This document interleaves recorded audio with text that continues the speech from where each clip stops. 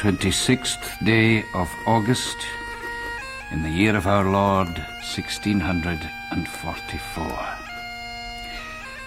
A commentary upon sundry matters concerning the prophet Isaiah, his book of the Old Testament, by the Reverend David Semple, minister of the faith in the parish of Woodylea in the... Sir? What is it, Isabel? Oh, I'm awful sorry to interrupt your studies, Mr. Semple, but there's ill news for up the water. It's Marion Simpson, her that's wife to Richie Smale, Mr. Shillinglaw's herdsman. What over, Isabel? She's been sick this 12-month, and news come for Johnny Dow, the packman, that she's near her release. Well, I must stride over at once. Bring my boots, will you? Aye, well, no, you ken the road, Mr. Semple, up by Meyerthorpe and Rune the Hill. There is a quicker way. How do you know a quicker way? Don't forget, Isabel, my grandfather was the miller in these parts. Oh, and a fine, upstanding man he was too, Mr. I'll go by Semple. where his mill was, at Woodthorpe. But that's through the wood. The wood? Aye? Well, you mean the old wood, so? Oh, it's no me that would go through the wood in the night time. Why, Isabel, why? No matter. But have a care, Mr. Semple. I beg you.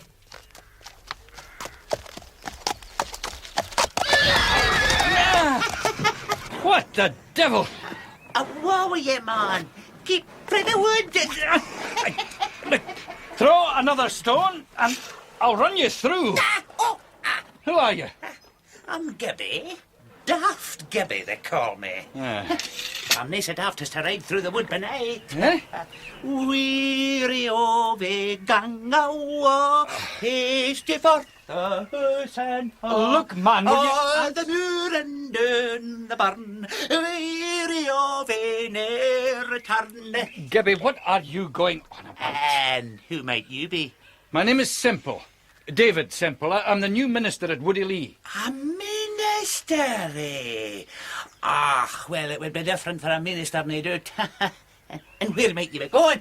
To see Marion Simpson. Her that's dying. I'll nae hinder you more. What were you? We ma blessing.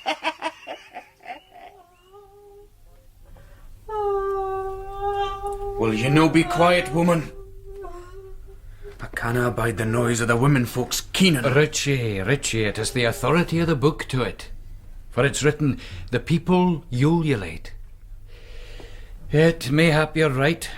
We should not grieve, but rather rejoice that Marion's gone to her reward. Mayhap, but I'm no repining. The Lord gave and the Lord has taken back. And I'm richt glad she had the comfort of yoursel at her end, minister. Man, it was kind of you to mak so haste. But I'll no keep you. You've a long ride home. I'll pray for you this night, Richie. That's good of you. Who are those carrows? Look there, what can they be wanting at this time of night? They look like soldiers. Aye, you'd best stay inside, minister. Oh, come, Richie, we've nothing to fear from them. Have we no? Well, if you no stay, I'll bid you good night. I've no love for them or their kind. Gentlemen, may I be of any assistance to you? That you may, sir. You travel late. Who are you? Well, you see, 3 old soldiers of Leavens on their way north. We be Angus men, and have the General's leave to visit our hames. Do you belong here a ways? I lived here as a boy, but I'm now returned. Well, you can maybe help us with the road, then. Ken you a house of the name of Caledon? Aye, I think I can put you on your way to Caledon. But it's a round ways road, so I'll be your guide myself. Oh, I would not be such a burden on your good nature, sir. The night's fine, and I'm in no haste for my bed. We're beholden to you, sir. My name is Mark Kerr. This is my fellow trooper Sibbald and our groom Jamie.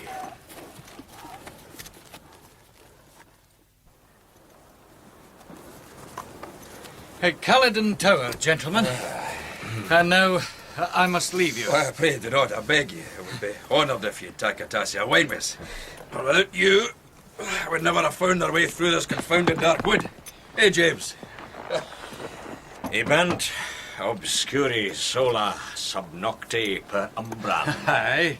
Perque domos ditis vacuas et inania regna. I did not expect to find a scholar in these hills. Nor did I know that Virgil was the common reading of Leaven's men. Who is it? We would speak to Nicholas Hawkshaw. The laird's not here, sir, and there's orders none are to enter. Carry this ring to the Lady Grizzle. If need it, will be welcome. Wait. Wait, Will! Will, isn't it? My old comrade. Master Ken! Aye. It's a kind wind that has blown you to Caledon this night. Who have you with you? Oh, just two of my fellows and this gentleman who has kindly guided us here, Mr. Semple. I'm the new minister at Woody Lee. I did not know you to be a man of the cloth, sir. I've no doubt but you'll be acquainted with our own minister, Mr. Fordyce, sir, who was here with us at supper this very evening. Not as yet, but he dines with me tomorrow. Who is it, Will? At this time of night? 'Tis an old comrade of your uncle's and mine, Mistress Catherine, from the German wars. Mark Kerr. You're welcome, sir, and your companions. Sire. This is our groom, James. This is my companion in arms with Leaven's troopers, William Sibbald. And this gentleman is Mr. Semple, the minister at Woody Lee. You are welcome, all. I'll conduct you to my aunt. Mistress... Yester, sir. My name is Catherine Yester. I'm the laird's niece. Mistress Yester, my thanks, but I'll not stay. My housekeeper was expecting me this hour since, and she'll be afeard ocht's gonna gley with me. I'm sorry, sir. I would I might have had some discourse with you. Your parish is fortunate in its minister. I would all Scotland were as happily served. Good night, Mr. Semple. You must visit us again. Divers among antique scholars learned in Hebrew tongue have disputed concerning the prophet Isaiah whether...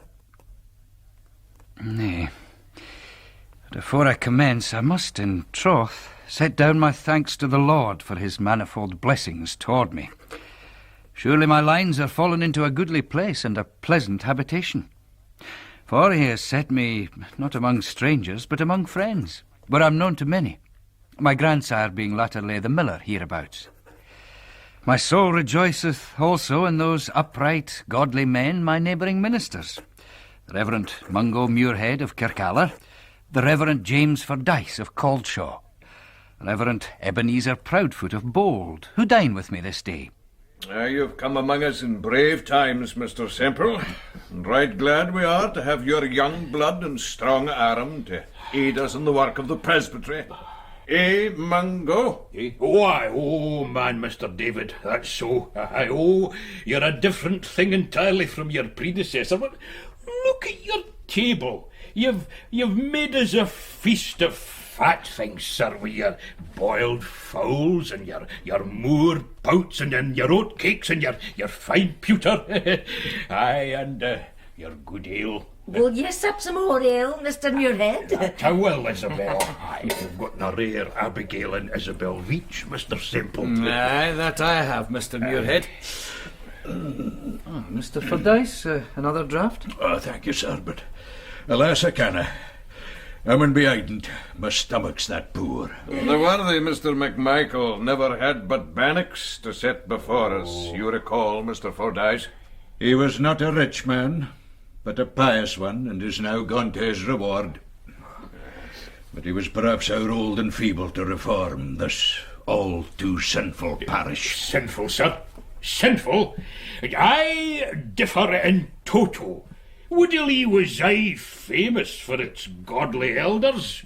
Is it not Ephraim Caird and Peter Pennycook and good Amos Ritchie? Aye, and what of Andrew Shillinglaw? Well, no doubt, but that the devil walks about like a roaring lion in Woody Lee is in other bits. But there's men of God to resist him. Is there the Spirit of God in the people, sir? That's what I want to ken. There's old stories of the wood. The black wood could tell some tales if the trees could talk. Let's forget the whole thing. Here, you're a scholar, Mr. Semple. Is Samuel you're writing on? Isaiah. Oh, aye. The people that walked in darkness have seen a great light. They that dwell in the shadow upon them has the light shined. There's a text from Isaiah that you may put in your treatise, Mr. Semple. No doubt, but that I will, Mr. Proudfoot, though I've yet to commence there too. What with the plenishing of the manse and other matters attendant upon my taking up my ministry here. Tell me, sir, why that verse in especial? Well, Mr. Semple, Have you not heard, Mr. Semple? But you will not. A post came to Kirkalder yestreen. It seems that 3 weeks since there was a great battle outside York at a place called Marston Moor, where our good Scots wrought mightily.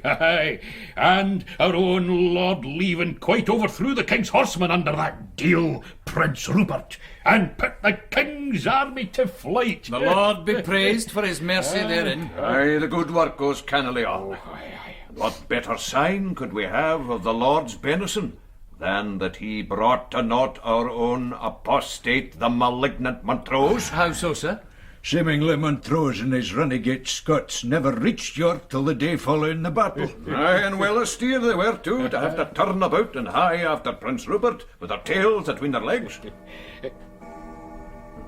Aye, you've a notable clock there, Mr. David. It was made for my grandfather by John Atchison of Leith. Was it indeed? Aye, well, it tells us the time speeds apace. My thanks for your hospitality, Mr. Semple. We've on away, gentlemen. We've a long road to wend. Aye, if we are not to ride through the Black Wood. May you be a pillar of the kirk, as I'm sure you will, Mr. David.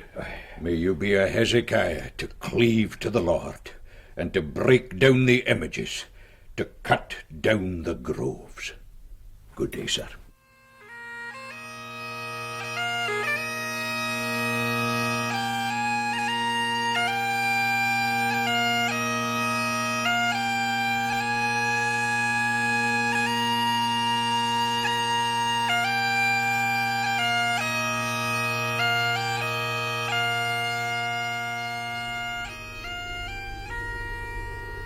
And therefore doth the prophet conclude his 10th chapter so.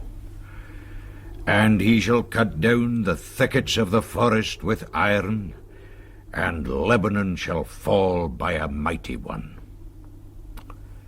For God, by his omnipotent power at all times, doth take such care for the weal and preservation of his own, that thereby he disappointeth the wicked practices of whosoever seeks to conspire anything against his holy will. What think you, Mr. Fordyce? You have a grand way with words, Mr. Semple. And a wise head and young shoulders. Thank you. Isabel. Sorry to interrupt you, gentlemen, but Amos Ritchie has just left a brace of moorfowl for you, sir. He's been out with his gun and sent these by way of thanks for your help with the bear. Thanks, Isabel. He's a good man, is Amos. I must thank him. Oh, aye. I tell you, Isabel, one day Semple on Isaiah will rank with Robert Rollock on Daniel, or maybe even Calvin on the Romans. Well, I'll have to finish it first. I could wish I'd chosen a shorter book, sir, or been less busy this winter. Och, the folk here'd better appreciate the schooling you've given their bairns than only tombs you hae printed in Edinburgh, sir. And during the great snow, why, Mr. Fordyce, Mr. David here was a tour of strength to the whole parisheen. You're well loved hereabout, sir. Good evening to you, gentlemen. Thank you, Isabel. There. Aye, sir, it's been a hard winter for us all. You're the first visitor to get to us for 6 weeks. So, what news do you have from Caledon and the great world? At Caledon, Mistress Grizzle and Mistress Catherine are well, and reminded me that you're invited to the house whenever you will. As for the laird, they've heard nothing. He's still away at the wars. Would he be with the forces against Montrose? Aye, mayhap. Either against or with. What's that? Well, you ken that Montrose with his Irish cairns and his Highland cattle and says, won another great victory. Oh, God have mercy, we must have done some great evil that the Lord lets us be so despoiled. Be that as it may, it seems his unholy triumphs over the godly have so moved Parliament we're to have a national fast. Each parish is granted its own day of denial, with some doughty preacher to lead us in self-examination and repentance. Woody Lee's is to be the first Sabbath in March, you mun know. And the preacher, sir?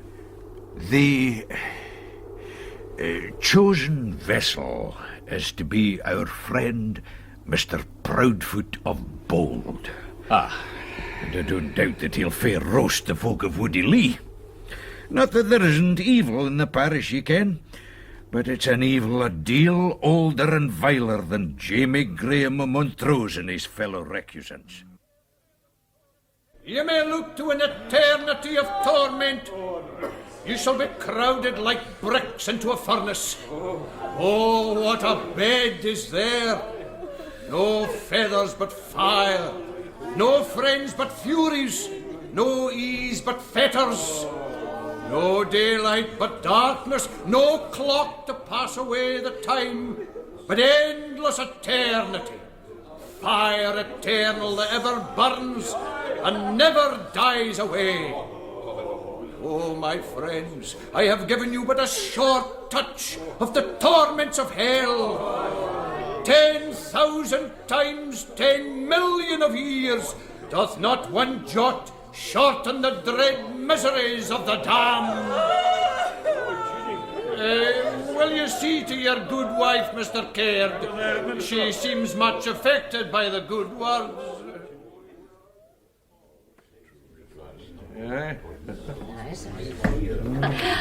You must be off a dry for the preaching, Mr. Proudfoot. I'll recharge your horn with ale again. Oh, thank you, Mistress Isabel.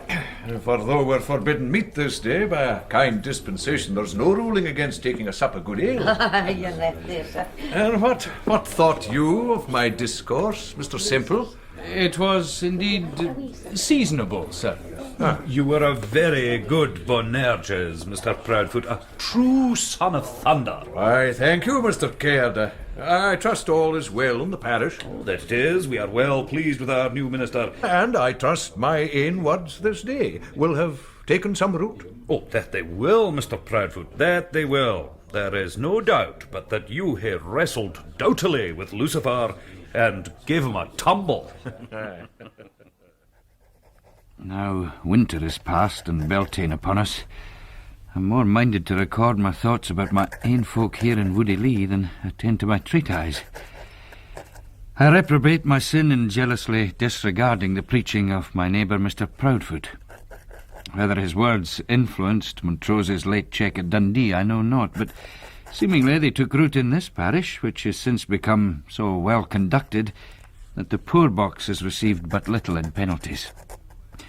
Nor too were any fined for slack attendance at the kirk or Sabbath breaking, save the man Shillinglaw.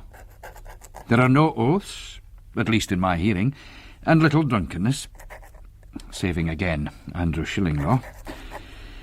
Yet there is something in the air, something I canna fathom. I'm wandering like old Fordyce. What if tomorrow is the 1st of May? It's a grand fine day. Isabel? Aye, sir? Isabel, I've been too long at my books. I'm off for a walk to clear my head. Oh, you're wise to go for a donor in the Callery, and Mr. David, you've had a sair winter, and your face is like a discloot. What the hell and rat your legs? It's in the wood I thought of walking. Oh, mercy on us. On Beltane's Inn, Mr. Semple, my father was a bold man, but he wouldn't have stirred a foot into Melon Udrigal this day, not for a king's ransom. Old wives' tales, That Isabel. they are not. They're the tales of wise men and bold men. You'll not come near the wood. Not in this day of our days. It's for a bogles and fairless. Woman, what concern has a servant of God with your heathen fables? Bogles and fairlies, indeed. Think shame to repeat such folly, Isabel. Bogles and fairlies. Man, but it's thick here. No one. But sure, the cowering fools are afeard of coming this far in. Well, My staff is no broken reed, friend Isaiah. I'll trust it. Have at ye, bogle. Full for ye, fairly. That's better. Saul has slain his thousands of bogles, but David his 10,000s of fairlies. Merciful God, what...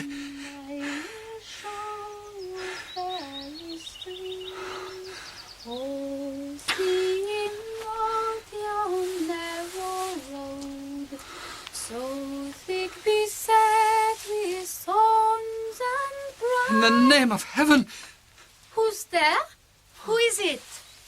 Oh, I never fear, madam. Why? What does the minister of Woody Lee in the wood? Madam, I confess, I thought you were a fairy. And have you so far forgot your sacred calling as to believe in such creatures? I am shamed. And I am flattered.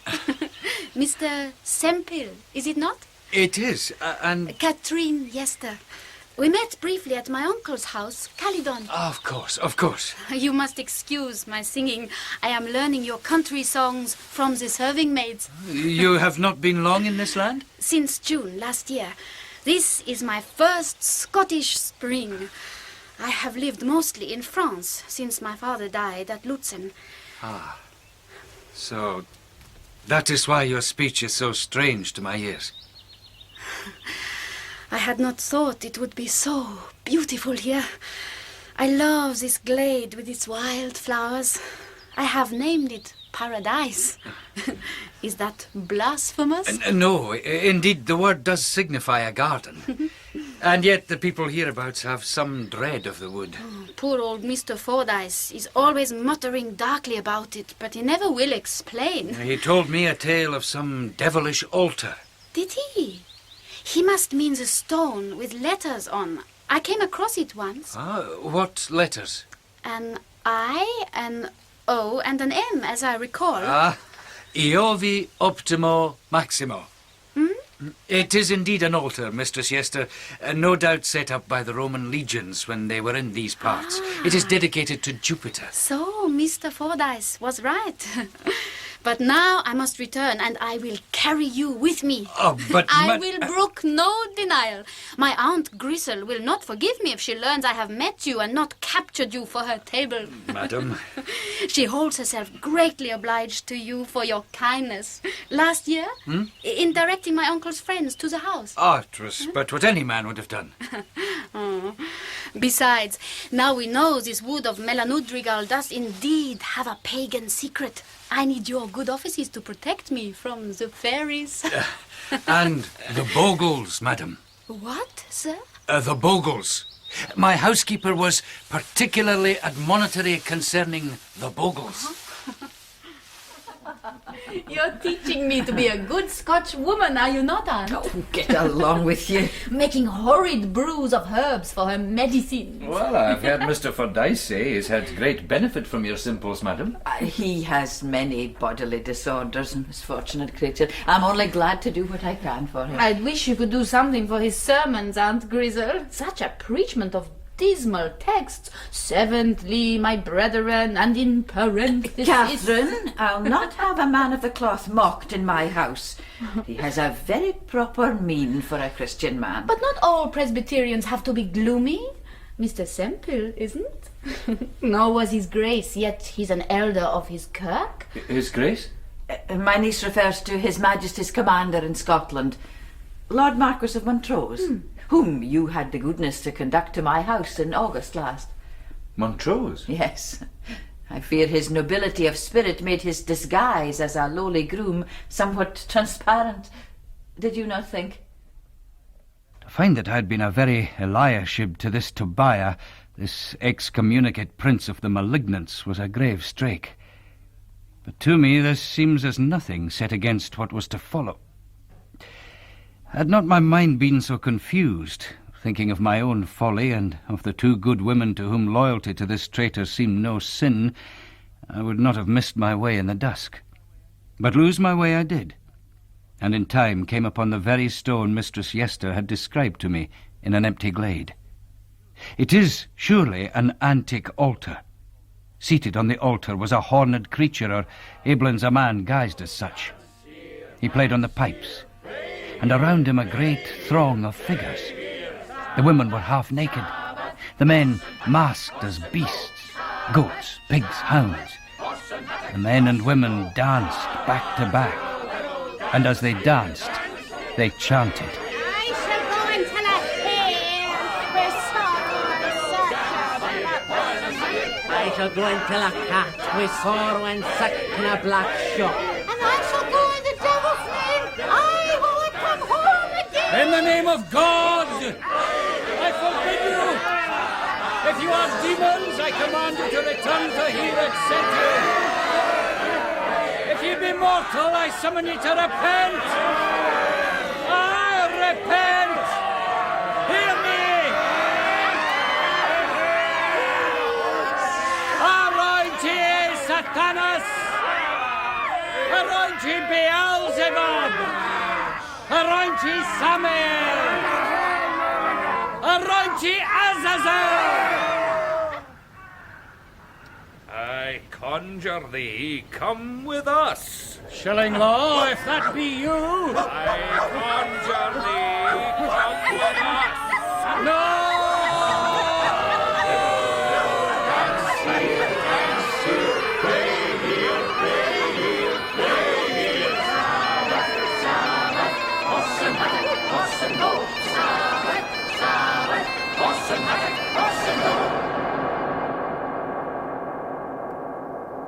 Mr. David. Mr. David, are you awake?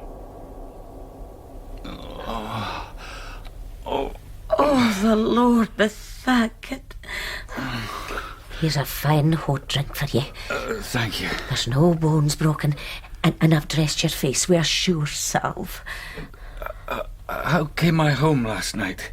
Just when the cloak was chapping 3, I heard steps went by. I didna dare venture out at first, but when I did, there you were, in the backyard, like a cold corpse beneath the apple tree. Do you know what befell me? I think you were clawed by bogles. Wilk Obady kens are given a free dispensation in Beltane's Eve. Woman, what is this talk of bogles from lips that have confessed Christ? I was assaulted by the devil, but his emissaries were flesh and blood. When I wrestled with them, I wrestled with flesh and blood, living men and women, wrapped in a lust of evil. And thus unto Israel was it said, Enter into the rock, and hide thee in the dust for fear of the Lord. I have sure knowledge that there are altars set up to Baal in this very parish. Be assured, I will riddle out this evil mystery and drag it into the light of day. I summon now in this place all poor deluded sinners to confession, for in the strength of the Lord will I go forward. And woe to those that harden their hearts. You had a gale on your spirit today, Mr. Semple. Yon was a fine waft to the world you gied us, and it's to be hoped that it will be blessed to many. But none came forward, Ephraim. Minister. Good day. You're new here, you're saying. Trust to conviction of sin, bringing evildoers to repentance. Hey, mister. Good day. What say you to this, Amos Ritchie? Leave it alone, sir. I read you, leave it alone. In the name of God, are you entangled in this wickedness? Devil a bit. I could never abide that trucking with the wood, never. But 'tis clear you knew of it. Ye are all as the men of Israel that failed Gideon by the waterside. Mr. Semple, we are but weak vessels. Hae patience with us. I ken nothing of these things myself, but hae you nae thought to questioning Andrew Shillinglaw? I have. There's no more ungodly or carnal man in the parish. I'll visit him at Reaver's Law tomorrow. Andrew Shillinglaw. Minister! A good day to you, sir. Good day. I'm not over happy with these small Cumberland sheep. They're fine for the green braes, but they're nae much use for the heather country. What brings you to these tops? To see you, sir. I called at Reaver's Law, but Richie Smale said you were here. Aye. You weren't born in this parish? No. I've been here a dozen years with a man incomer like yourself. Oh, I'm hardly so. I was often here as a laddie. You're still no part of the place, as you found your cell this Sabbath past. Andrew Shillinglaw, I command you to tell me if you are yourself clean from this mystery of evil which scourges the parish. I was drinking at Lucky Weir's the whole time. By midnight I was in no state to walk too well, let alone dance. I stayed the night there. You ken, do you know that Woody Lee is a name of old for witchcraft? And many witches have been ta'en and burnt there. Mr. Fordyce said something of the sort, aye? Just so, aye. Poor souls. How so? They are creatures of the devil. Such talk is impious, Mr. Shillinglaw. None the less I say poor souls. The kirk is set against witchcraft, and every wee while a daft old wife is burnt. But it's a decent body that sits and groans beneath the pulpit, and the fosy professor that wags his paw and deplores the wickedness of the land. Yon's the true warlocks. Give me the names, man. I'll denounce the sinner, though he were one of my own elders. I speak no names. I nae proof.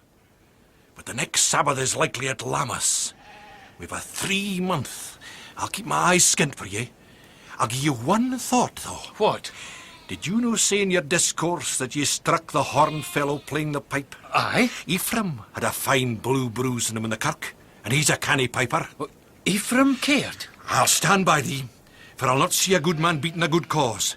There's my hand on it. Thank you, sir.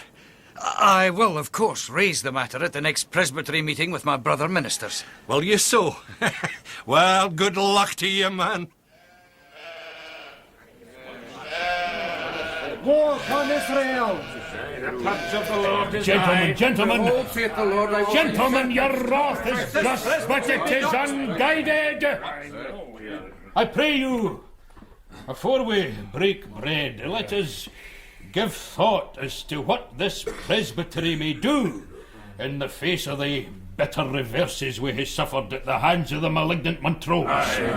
Mr. Fordyce. Aye, Mr. Muirhead. How say you we may halt this mailed Amalekite afore all Israel runs red with the blood of our saints, frae Dan to Beersheba? We could maybe write to Parliament asking them to haste David Leslie and his men back frae England. Do you know think?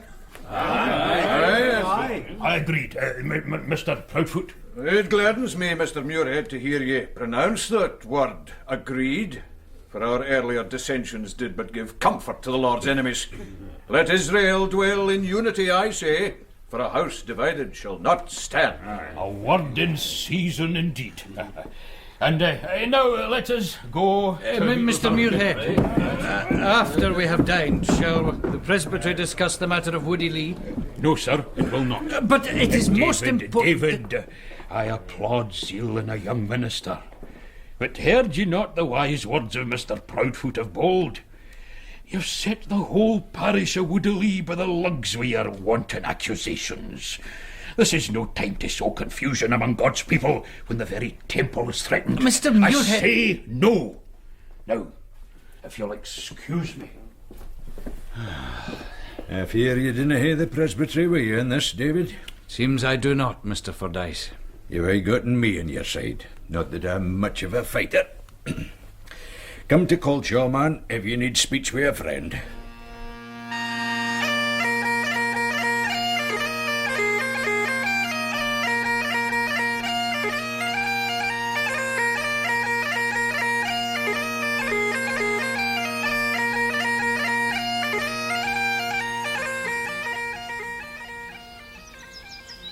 Mistress Katrine. Mistress Katrine. I give you good day, sir. Have you lost the road? I am seeking paradise. It is the quest of all mortals, they tell me. But Mr. Fordyce says it is not to be found on earth. I was seeking the earthly one to which you yourself led me. You entered then by invitation, but I do not think I bade you come again. Then I beg for admission, mistress. I have sore need of paradise.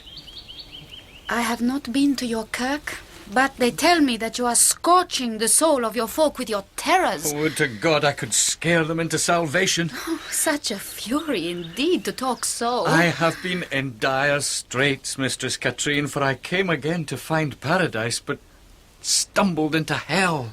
Aye, Mr. Fordyce told me something of your troubles. You look older and sadder. What is this witchcraft? I cannot tell, save that it is the nethermost works of darkness, and it has seduced the hearts of my unhappy people. There is but one in the village will stand by me, and I have no other friend save Mr. Fordyce. Nay, you have one other. You have me for a friend, and you have this green wood for a sanctuary. You give me such ease from my pain. Yet when I came here just now, you were so cool towards me, I thought I'd given some offence. Oh, David, I have a new song from my maid.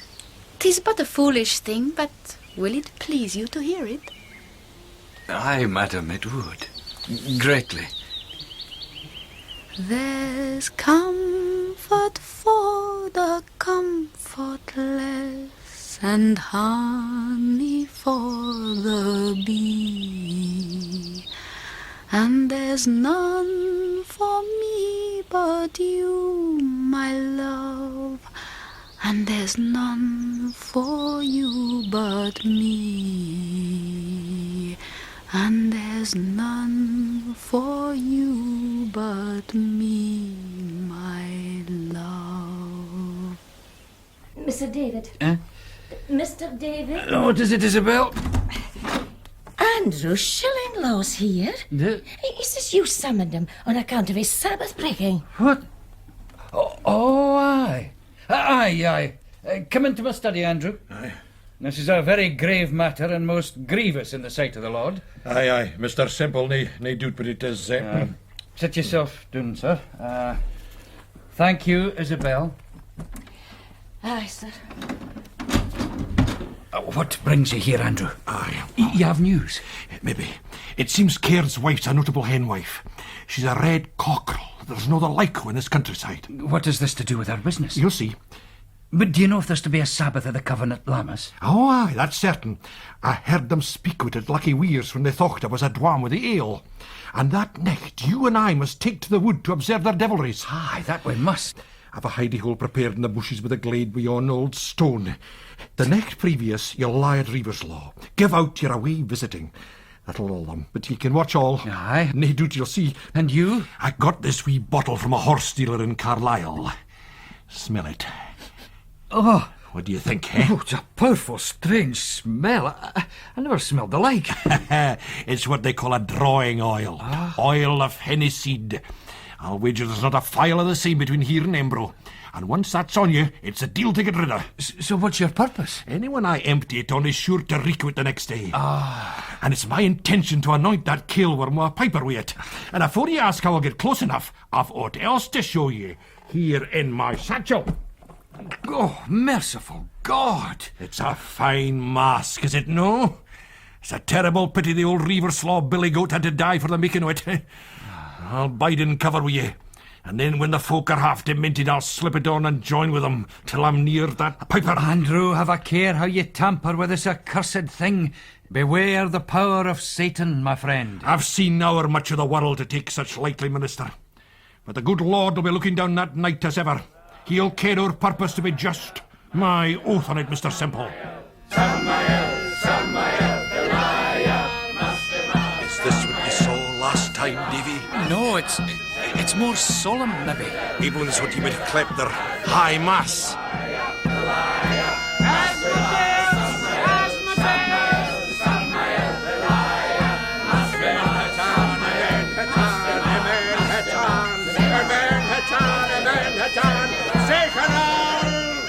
Jeez, you mercy. What are they saying? They're calling on the demons. First the lesser, then the greater.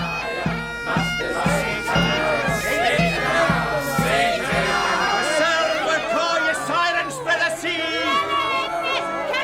In the desert for me! Come shady with your beasties on!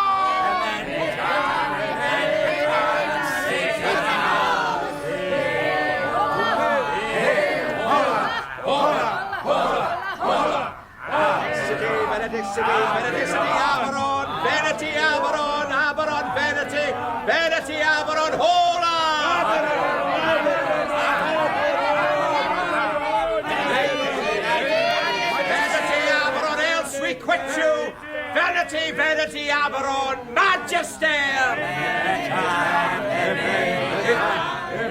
Was this Aberon they're after? It is the devil incarnate they're summoning. I doubt myself he'll come for yon parcel of limmers. Look now, the cockerel. I thought so. That's it. The sacrifice. Do you recognise any of the women folk? Some of them, yes.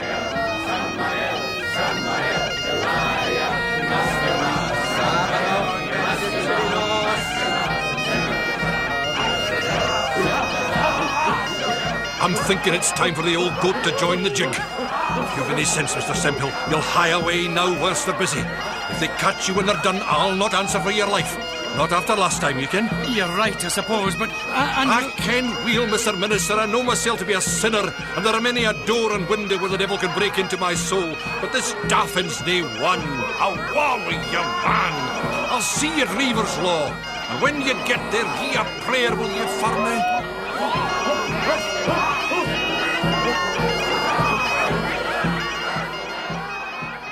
Andrew, wake up, it's dawn. Oh, God, man, you reek of strong drink. I've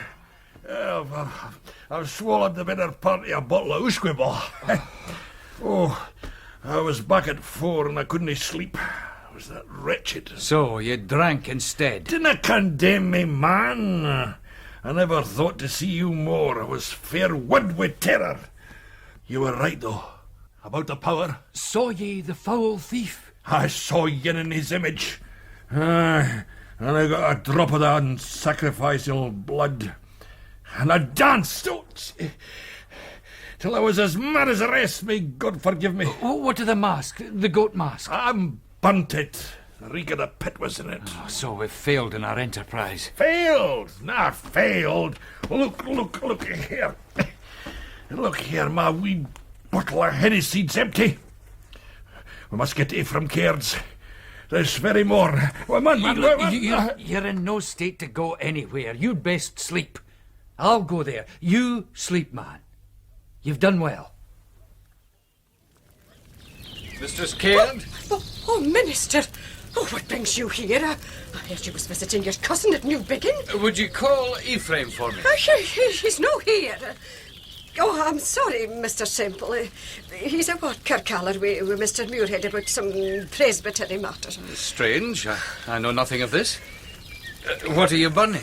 Just some old clothes. There's a mighty queer smell about them. Aye, it's something my man was dosing the sheep with. I dinna ken where he got it. I think it was Mistress Grizzle at Culloden. Aye. I was wanting to ask you, you had a braw red cockerel the last time I was here. Aye? Well, Isabel's just bought some pullets. Could we have the lending of him, to put him to them? Oh, God love you, sir. Oh, he'd been no good to you. He was way past any such thing. Why, he went into the pot not 2 days ago, and it took me 3 hours to boil him. You're welcome to some of the broth, if you will. Mr. Semple.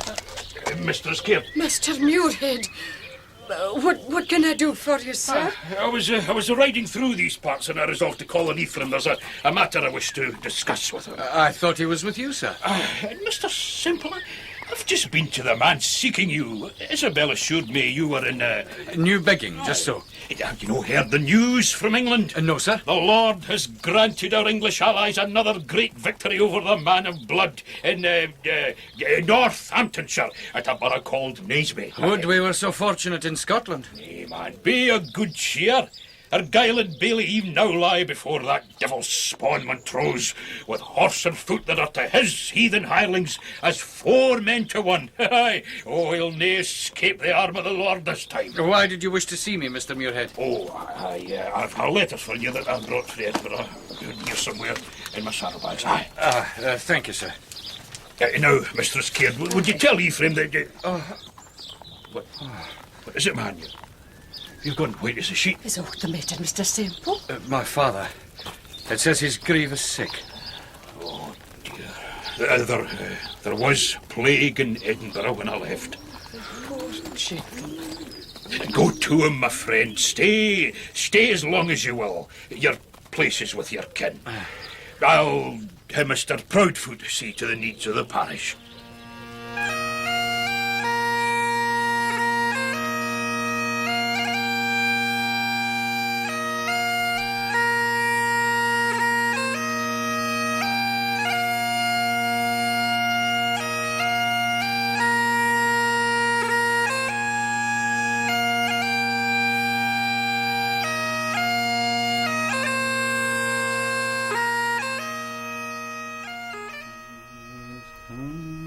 Comfort for the comfortless, and honey for the bee, and there's none for me. 2 o'clock o' a cold morning, and not's well. Since that I can neither sleep nor concentrate my thoughts to theological explication, I will write of other matters. Imprimis, it exceeds now a month since I put my hand to aught save lawyers' papers, which time I spent in Edinburgh City. My father died of the pestilence on the 12th day of August. He made a good death, and lies now, I well believe, in the arms of his Maker.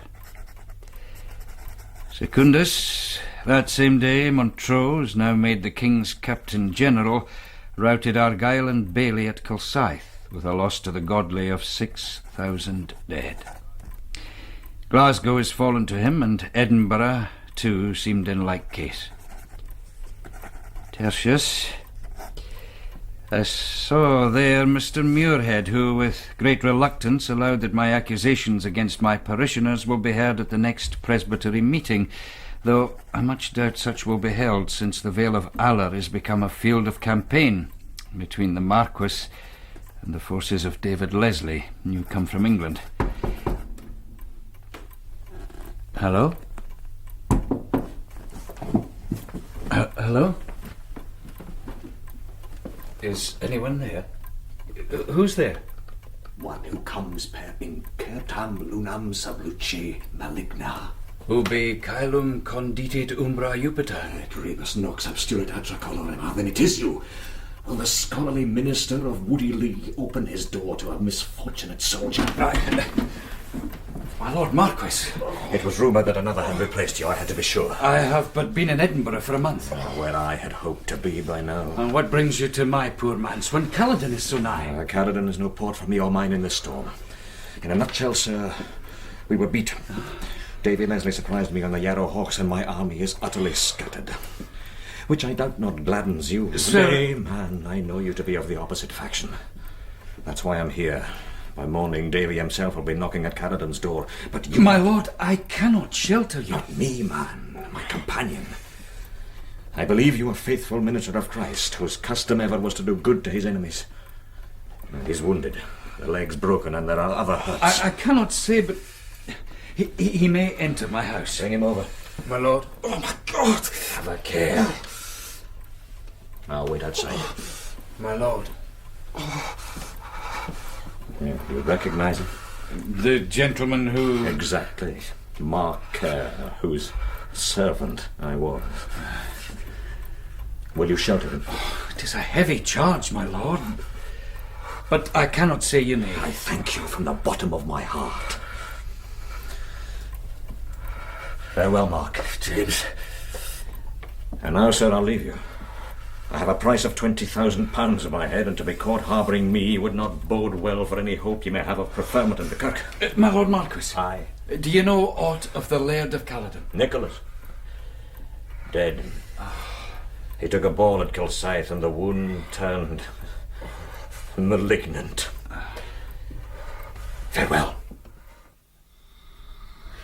The pip that pagan fool pride. Tomorrow, Isabel. Shh, Mr. David. You're about early. Seeing the long night you had. Aye. The patient's still asleep. Sleeping like a bairn. The leg's brack, but it's a clean break, and the skin's whole. He'll mend well. The Lord would never suffer one who fought so doughtily for him not to. Did he tell you the great victory? Not him himself, no. The whole village is buzzing with it. There's word that General Leslie will be coming to the clock in his cell tomorrow. Listen, Isabel. The man... Well, he's not... He... Sir? He is one of Montrose's captains, not Leslie's. Mercy on us! A malignant! If I think it consisted with Christian duty to save his life, so well may you. A rampant Edomite! Oh, Mercy is awake. He'll murder us. Never fear, Mrs. Fish. Let me hide till this morn's night and you'll be rid of me. You'll no be fit to move for a fortnight, mister. I can ride. Can ye? You're fortunate you fell into Mr. Semple's horns, I tell you. Mr. Proudfoot wouldn't have been for saving you. I cannot expose you to such danger. I'm in haste away. Oh. Sir, my old mother used to say that nothing should be done in haste save gripping a flea. No. You may bide here till your leg's set. Thank you. We know our Christian duty in this house. Isabel Veitch, you store up riches in a better place. But what are you about, woman? I'm making a bundle of yon devil's soldier's raiment. I'll hide it in the stable. I'll get him some of my deed husband's clothes. We'll be having the Covenant and soldiers here tomorrow, and they'll ken he's no one of their own, especially the General, when he comes to the manse. Why should Leslie come here? For a learned man, you're wondrous glaikit, Mr. David. Isn't it the biggest hoose in the village? He's sure to make it his own. Davy coming here? Well, then I'm lost. You'll recognise me. We know each other from the German wars. Do ye? There's a bonny kettle of fish. No, I have a thought. It's well the season is so fine. Don't let yourself be seen, Mr. Kerr. I must ride over to Caledon. I'm coming.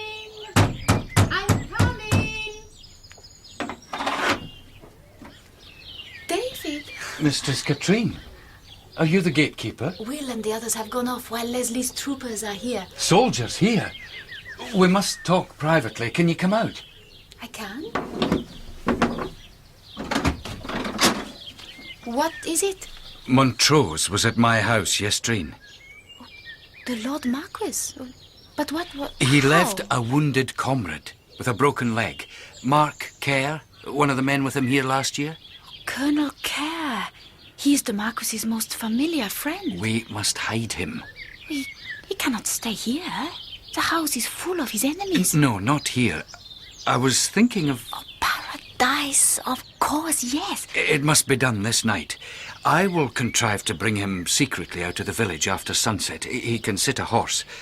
Can you find canvas for covering, food, bedding and other necessaries, and smuggle them to the wood during the day? I can, with all my heart. But I too must come at night. Our unwanted guests must know nothing. No, nor indeed must Aunt Grizzle. I have the keys and may enter or leave as I choose. Katrine, I'm sorry to intrude on a house of mourning. How do you mean? Your uncle. Oh, did you not know he was dead? no. No word has come to my aunt. How do you know? Montrose himself told me.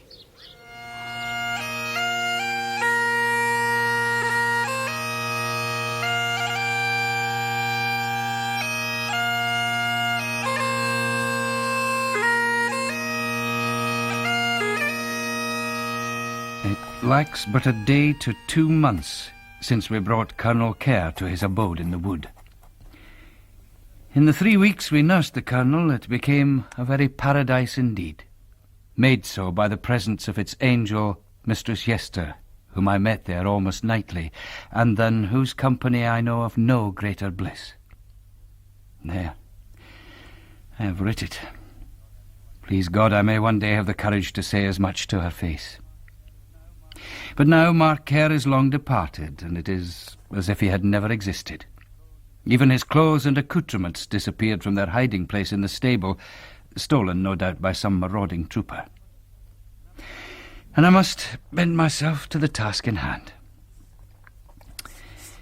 To the Reverend Mungo Muirhead, Sir, in response to your request that in the absence of a Presbytery meeting I attend you and Mr. Proudfoot at Kirkalla to make good my charges against Ephraim Caird and others, I am happy to comply. These presents signify. Mr. Semple, you have brought grave charges in these papers which you've sent me. Will you repeat before us the names of those you accuse? I myself recognised certain women to whom I can swear on my oath. These were Jean Morrison and her daughter Jess, old Alison Geddy, Eppie Lauder, the widow of Wat Lauder, and Bessie Todd. In addition, there's the evidence that you've seen against Ephraim Caird. Eppie Lauder? She is the decent widow of a tried Christian, sir. All these women are unknown to me, Mr. Ebenezer, but ye and I both have known Ephraim many a year. I've called him here that he may speak for himself. Ephraim Caird, as you will answer to your God, I ask you, where were you in the mirk of Lammas Eve? Where should I be, Mr. Muirhead, but in my bed? I get it early, for I had a long day with the hog lambs. You know that is a lie, Ephraim Caird. Mr. Semple, it is not your place. You were in the wood. You know you were, likewise at Beltane, piping and dancing away your miserable soul to the devil. Your evidence, sir. My ain eyes, Mr. Proudfoot. And I answer you, Mr. Semple, in the words of the psalmist. They opened their mouth wide against me and said, Aha, our eye hath seen it. Before God, if you utter such blasphemies, I will strike you down. Mr. Semple, be seated. I will not. I command your silence. Very well. You have read my case. I have, and I find it a very weak one. Hoots, man, you bring grievous charges against your chief elder, a man of noted godliness, as I myself can testify. And what is your corroboration? The man Andrew Shillinglaw's evidence. Whom you admit was engaged in the wrongdoing, and who is withal a noted wine-bibber and Sabbath breaker. You might just as well have called Daft Gibby, Mr. Semple. Here is not evidence to hang a messin' duck. Away with you, sir, and let's hear no more on it. There is, however, another purpose in my calling yourself and Mr. Caird here. A ditty in which you yourself are named. What is the charge? It is twofold. That Mr. Caird is among the delatants, and it is only right that he should bring their complaint.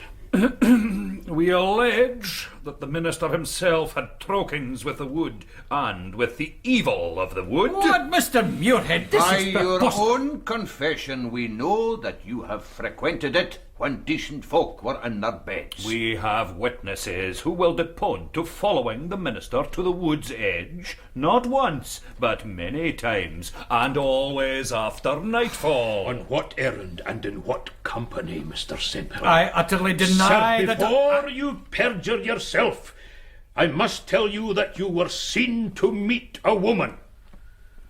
A fine report on a minister of God, sir, and it'll take some reading up. My movements were wholly innocent and can be simply explained. I hope so, Mr. Semple, but there is a second matter you must also explain, and its gravamen is heavier, seeing that it alleges an offence both against the will of God and the governance of this land, Ephraim. On the 26th day of September in this year of grace, I discovered in the bulks of the stable of the manse at Woody Lee, atween the hatch and the wall... And what in the devil's name were you doing snooping in my stable, Caird? The question is not pertinent. Continue. I discovered these. To wit, the clothing and appurtenances of a soldier. And what of it? In the pocket was found a torn paper giving some military instruction. It was signed by the excommunicate malignant Montrose. Whence, sir, it is argued that you did give shelter and, moreover, in the manse, to one of the Kirk's oppressors. What say you? I say that it is true. Have you no notion, have you no glimmering of what you've done?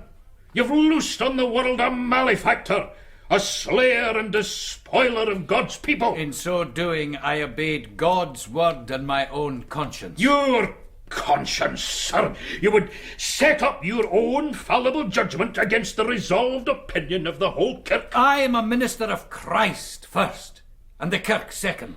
This is heresy. Aye, you've heresy in you as well as recalcitrance. This is presbytery business, Mr. Muirhead. Aye. Mr. Semple, the complaint must go forward.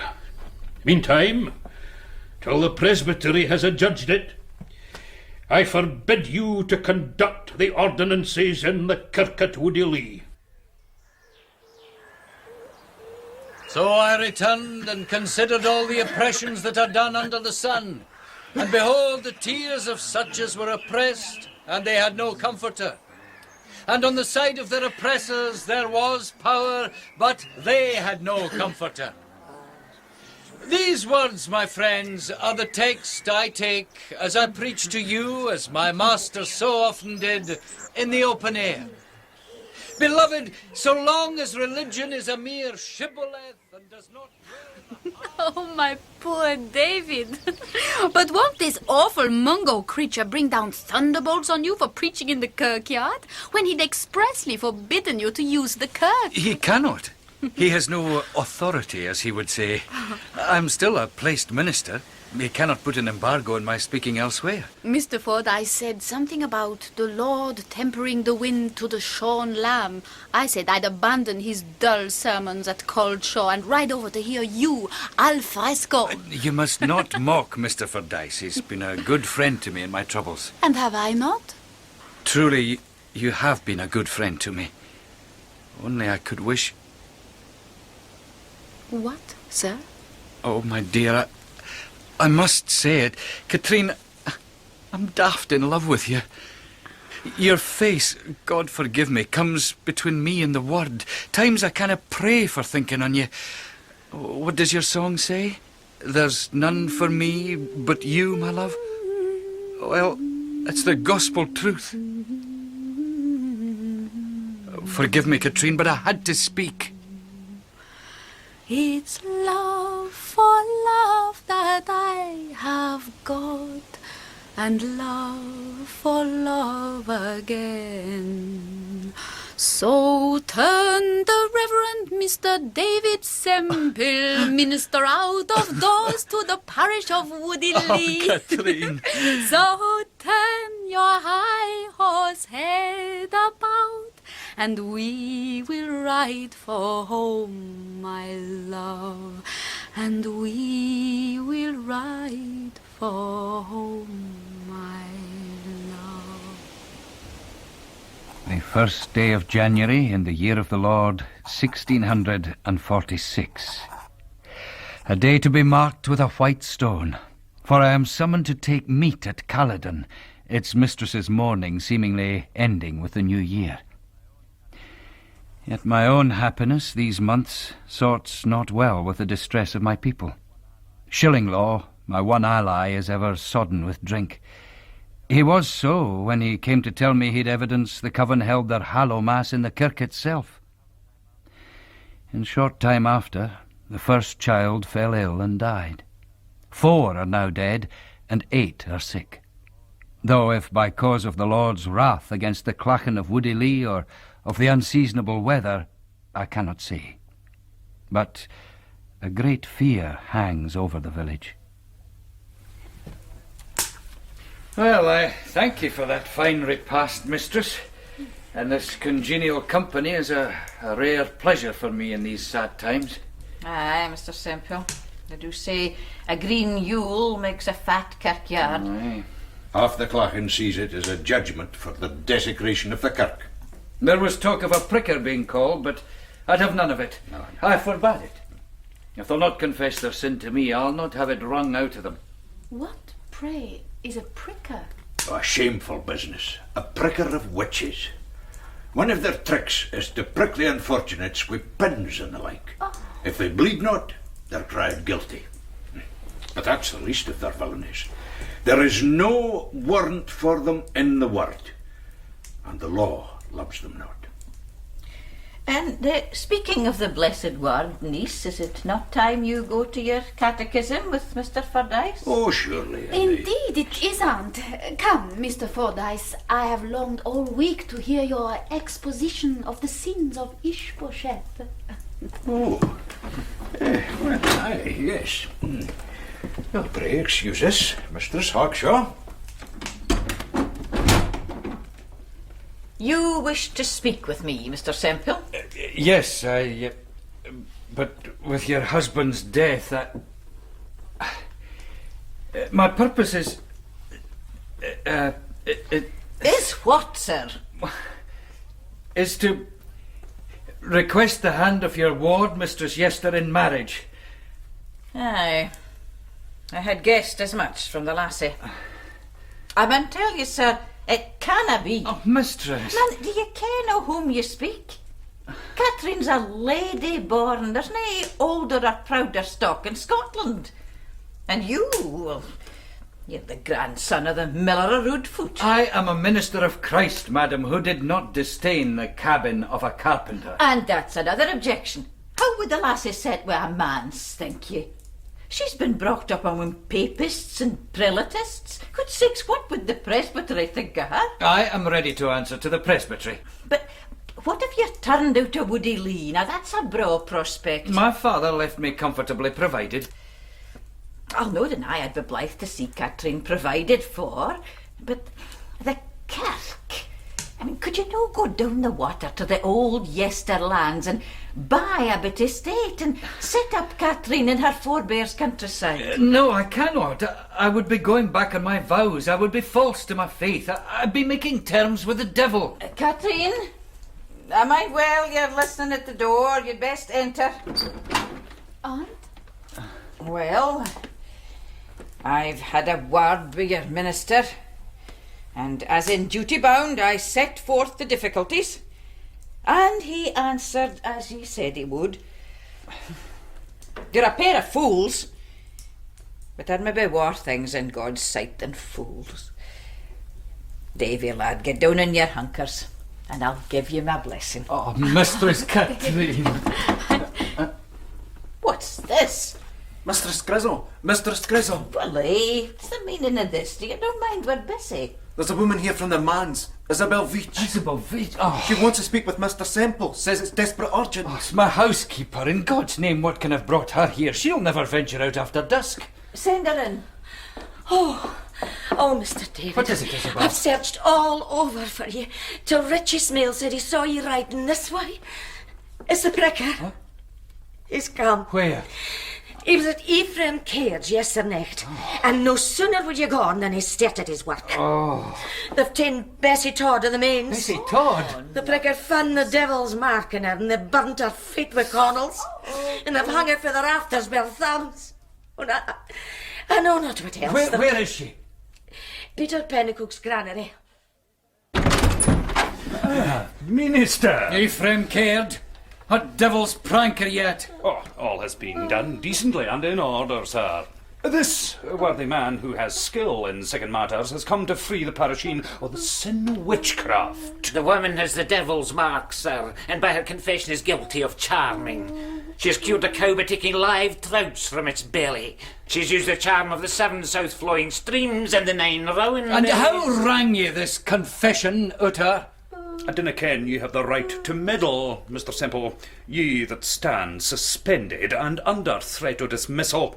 You'd best gang him to your bed, sir. I'll no leave without this woman. She'll go back with me to the manse this night, and please God, I will nurse her back into life. That will not be permitted. She goes back to the manse. Whoever opposes me will rue it. Put up your blade, sir. Till becomes a minister of God to behave so. These honest Christian folk have been following the light vouchsafed to them. I'll not put up and... Aye. Aye, well. I know not who you be, sir, but our thanks to you. Who I am is of no import. And here's a misfortunate matter. I've nae doubt that this woman is all you say she is, but a muckle mischief shall no be did this e'en. The wife's well enough. You'll nae kill a tough old grey hen so easy. Witches are not as other folk. I heartily hope so, sir. For the law has no cognizance of you prickers. And if well-meaning folk under your guidance compass the death of a man or woman, 'twill be murder under the law. Always done according to custom. Oh, I know you. You're one Kincaid, but you've gone by other names. You've been a dominie, a stickit minister, a thief and a thief-taker, a spy and a witch-finder. Aye, and a warlock you're saying. Who are you? Who are you? Turn your eyes to the light of this lanthorn. Keep them so. What's in your een? Oh, aye, I see the fires that blaze in hell, and the worm that dieth not. The fires, the fires. God, Lord God, the blaze of them is kicking through. 'Tis kicking through. I thought so. Now answer me. Was ever word in your draggy mouth that wasn't false as hell? Say I am a liar, like my father the devil afore me. I am a liar. Like my father the devil afore me. Be gone from hence, unclean thing. Stop! No, let him go. He flies to his maester. And you as well, for you are tainted also. I protest. I kenna what hellish... Bonny man, will you make trial with me? No. I kenna what spell the deal has given you, but you'll not lay it on me. Oh, no! There's your king devil, Davy. Or I'm much mistaken. Aye, Ephraim cared. My heartfelt thanks to you, Mr. Kerr. But what brings you here? I was hiding out at Caledon when you visited. I thought best you should not know, but when I heard of this matter, I knew of Kincaid of old. But I'm in great haste and need the cover of the dark to travel. Before you go, Mark, will you tell me... What am I about? You may as well know. A forlorn mission atwixt Jamie Graham and the King's Majesty in Oxford, if both Oxford and the King be not fallen into the hands of the bold Olaf. No, I was going to ask what you did to conjure the pricker. Well, that was simply done. The trick of the eyes I learned from the Tinkers of Hungary. And the pillar of fire was but a wee pinch of Greek powder in the lanthorn. I'm on away. I'm mighty heartened to learn of your betrothal. 'Tis the only good news I've had this 3 months. You must get this poor creature to the manse, though I'd not give a bodle for her chances. Bessie Todd died that night, and was buried decently in the kirkyard. But her death was soon forgotten in the flood tide of death that all but overwhelmed the parish. In January more children died. Then in February Peter Pennycook took sick and died in 8 hours. Alas, his was not an edifying deathbed for so noted a professor. Amos Rich, his wife, Ally, following, and young Jess Morrison that I'd seen dancing in the wood, and Richie Smale. Then it was Andrew Shillinglaw fled the parish. Gibby died, and poor Amos Ritchie, having seen his wife die, then bore witness to the deaths of his 3 children. For 3-4 months the pestilence raged. The bodies lay unburied in the ways. I cried often on God, but thought as often of Katrine. Until one evening in May. Away home, will you, my lady? Away home. And keep your mouth tight, stick it till you're out of the hell of dear. Who is it, Isabel? Katrine, what madness brought you here? Half the parish is sick and dead. There's poison in the very air. I am your promised wife. Where should I be but by your side? You will not forbid me. But your aunt... Aunt Grisel knows I am come. She has given me this pomander of spices to protect me. But Katrine... David, being soldiers, my family has some knowledge of the plague, for it ever follows the sword. And I will say this to you. You may not cure it, but you may prevent its spread. How, in God's name? You must burn the bodies. Mistress! Fire is the best purifier. Dinna speak of burning, mistress. For though the body is but our earthly tenement, burning is our like the devil's work. We shall rouse the place to madness, Katrine. Yet it must be done. Believe me, David, it must. Burn them. And it was done. My only helpers were Amos Ritchie, who worked as if in a dream, and the saintly Isabel. Katrine came often to visit the sick children, and by some miracle came to no hurt. On the first day of June, the pestilence took its last victim. It is now the end of the month, and our marriage vows are to be taken before Mr. Fordyce on the 7th of July. 5 days after, I am summoned before the Presbytery to answer my accusers, which ought verily to fill me with trepidation, but which seems of little consequence beside those horrors through which we have lately passed, and the bliss in prospect. This day are to dine here at the manse for the first time my own beloved Katrine, her good aunt, and another friend whose name Katrine will not tell me, but can only be Mark Kerr. Isabel has been about her baking and broiling 2 whole days, and not a piece of pewter but isn't scoured twice over. Mr. David! Mr. David! Oh, mercy on us, they're here! Lord, there's 4 of them! The ladies are riding pillion to 2 gentlemen. There's 2 of them, so there... What matter if there are, Isabel? You've enough provender here for the feeding of the 5,000. Oh! You were right, sir. It is Mr. Mark Kerr. But the other one is I dinna ken. Mark! David. Mistress Hawkshaw. Katrine, my dearest. David. Oh, David. Now, we'll have none of your French gallantry here, mistress. Such was not the way in our day, hey, good wife Isabel? Will you please to enter, sirs? Ladies. Aye, enter. Good day to you, Mr. Semple. My Lord Marquis, we're honoured, but how are you here so openly? 'Tis such a tale as I would Will you take wine, my lady? Wine? Nah. I've heard that well of your good ale, mistress. I'll taste a tass of that. Yeah. Oh, man, Davy, you're looking down, gosh. You look like a ghost. He has done the work of 10 men these many months, aunt. And yourself, lassie. See what you had done to my bairn, sir. She's fair broke with riding the roads and tending the riff-raff of Woody Lee, and the whole parish not worth a hair in her head. You take a sip of the red wine, girl. It'll thicken your blood. I will. My lady. Thank you, Isabel. Well, Mark, you're back to full health? I'm not David. Well, man, you're naught but skin and bone. Wine, my lord. Do you have a drop of Uskaba? Certainly, sir. Uskaba. A drop of warmth in a world grown cold. Mistress Isabel, I drink to you. I know well the braw service you rendered to my friend Mark here. Now, you ask what I do here, Mr. Semple. This paper shall explain. Montrose. I refer you to this trusty bearer, Mark Kerr, for the reasons and manner of my coming to this army.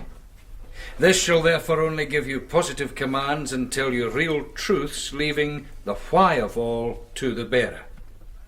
You must disband your forces and go to France. This at first may startle you. I did that right enough. But you shall always find me your most assured, constant, real, faithful friend, Charles Rex. Coming to this army, what army? The army of Sir David Leslie at Newcastle, to which His Majesty has surrendered his person. I carried the letter under safe conduct. And I ride now to Angus to surrender my sword to your Major General John Middleton of Caldale. Dinna fash yourself, Jamie. The world knows you've done all a body could and more. Come, man. You've toasted one good woman. I'll give you another. Mistress Katrine Yester. Oh, I cannot bear. You should not. You... Oh, My lady, are you unwell? Katrine! Oh, David. The Uskaba, Mistress Isabel. Aye. Poor lassie. Dinna ye fear, Davy. Here, my pretty. It is nothing. She's not sick, are ye? Just weary with our heavier task. A long lie in her bed'll soon put her right. That it will. And a change in the weather. This day, the 7th in July, 1646, which was to have seen my nuptials, has become the most melancholy that ever happened to me. This morning, at about 20 minutes after 11, it pleased Almighty God to take to himself my betrothed, Katrine Yester of Caledon, after lying sick of the pestilence 7 days. Her soul is passed into that rest where the body of Jesus and the souls of the saints are. She was a bundle of myrrh, a bundle of sweetness, as a box of sweet ointment which is now broken.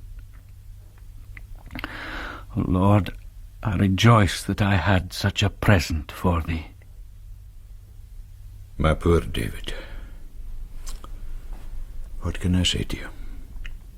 Save that she was made in the image of her Maker and is now gone to meet him. Aye. You'll not now be going to the presbytery, will you? If you'll give me your papers, I'll do what I can for you, weak vessel though I am. No, I shall go. But before that, I must see her buried.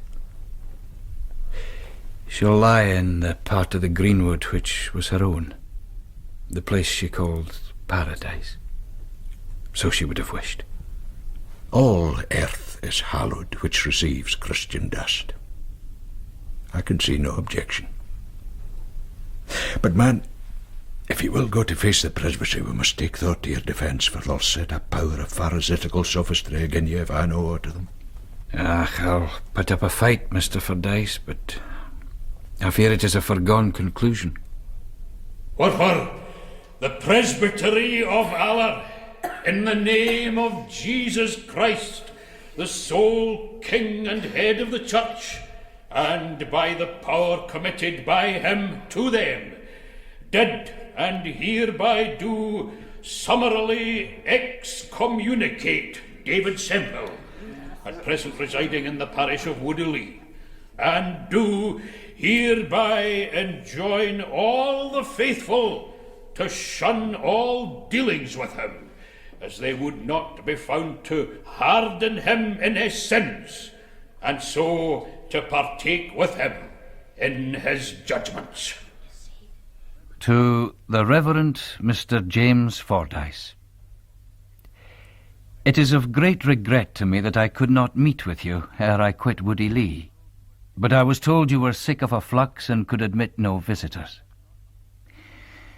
I doubt not that your sickness was much occasioned by the strain of your Herculean defence of my cause at the presbytery meeting, for the which, though it fell on stony ground, I shall be ever grateful.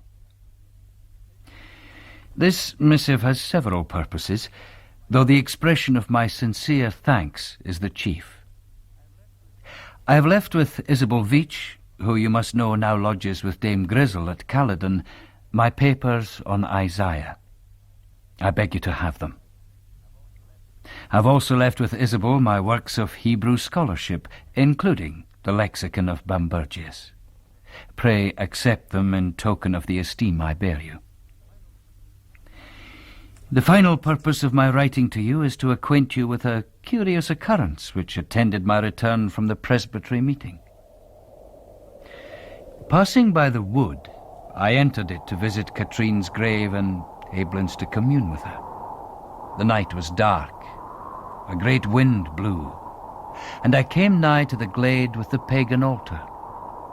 There I espied a figure in the attitude, I can only say, of devotion. Ephraim Caird! Ephraim Caird, what do you do here in God's name? Mr. Semple, get you hence. Get you hence. There are powers here greater than you ken of. Say you so? Aye, I do. Ye who meddle with second things.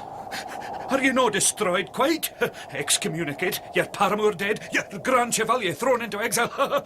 Think you such things came about by chance? Have a care, Ephraim. You totter on the brink of the pit. I defy you. 'Tis not me you defy, man, but a greater far. Here in this temple I have the strength of 10. I could strike you dead if I were minded. Why do you not do so then? Come on, man! Repent! Your sin is proven and acknowledged. You hate me? I have never hated you. I love you so dearly I would save your soul. I say to you, if the Lord be God, follow him.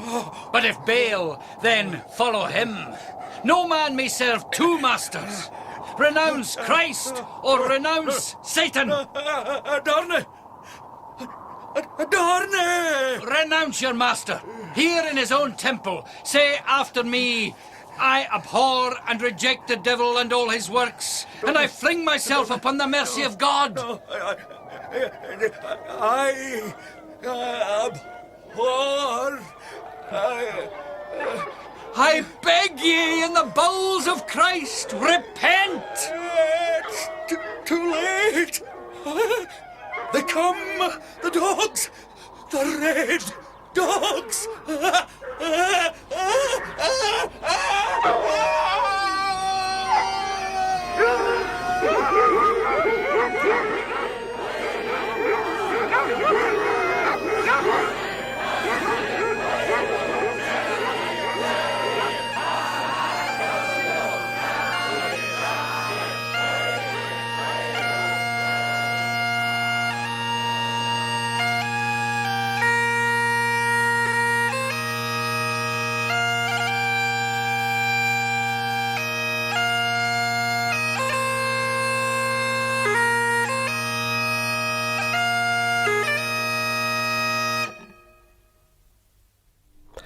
In Witchwood by John Buchan, adapted by John Scotney, David Semple was played by Paul Young, James Fordyce by Tom Fleming, and Andrew Shillinglaw, Ian Cuthbertson. You also heard Gerda Stevenson, Mary Riggins, Crawford Logan, Alexander Morton, Robert Trotter, John Shedden, Martin James, Eileen McCallum, Rose McBain, Ian Agnew, Martin Black, James Twaddale, Robert Wallace, and Ronald Simon. Other parts were played by members of the cast. It was directed in Glasgow by Alec Reed.